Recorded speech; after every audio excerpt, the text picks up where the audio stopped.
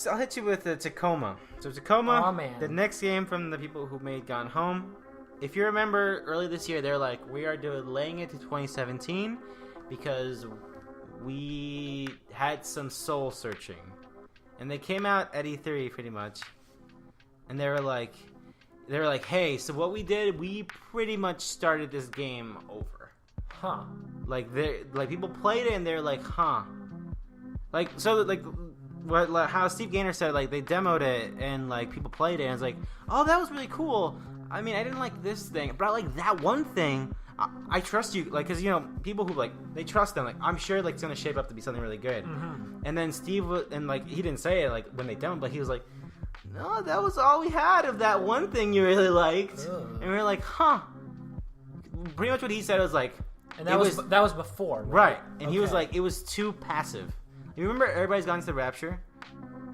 Yeah. The PlayStation exclusive were made by the people who made Dear Esther, where you're like some small town in, like, I think it was in England or London or something. I can't remember. It's some small town and like everyone's gone. You got to figure it out. But the thing with that game, which is why I didn't play it, which I have it, Don and Joe played it, my girlfriend. That's neither here nor there. But when I saw her play it, I noticed that it's like you pick up a thing, and then like holograms or like lights of that person, like a giant yellow light that would like take the form of a human body would show up, and then a scene would act out, and you'd see it, and that would be the story, how the story is played out. Huh. I had a problem with it because I saw, like, I don't like how passive that is. Like, you don't do anything. You pretty much sit there and watch it and take it in. Mm-hmm.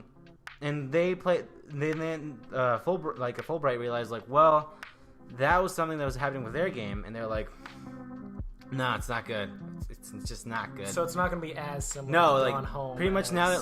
Well, I think Gone Home works. I think it is interactive. I think so, too. A lot of people complain that it isn't, though. No, because it's all like you go in and you do this thing, and like it is interactive, I think.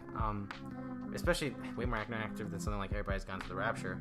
But yeah, they were saying like the player needs to like mess with things, especially since it's augmented reality they're doing in that game. Like the space station is empty, but you see these augmented reality holograms, and they're like, well, how can the player mess with that? Mm-hmm. I guess they had some of that in the original version of that game, but not a lot. Like he said, weird. That's such a weird thing. I always thought about that with like game developers, like people when you preview it, I was like, oh, I like this. It's gonna shape up. And you're like, yeah, that was it. That's what we had. Fuck. So yeah, I mean, that's why you do those tests. I yeah, guess. sure, but it's all a lot of times like it costs. That's scary. I know, but you want the final product to be good too. Yeah, I mean, it's awesome Game that development's hard. That's it's why just we awesome don't that do it. That's it's why we just just complain about it. Yeah, it's just awesome that they have the resources to actually do that.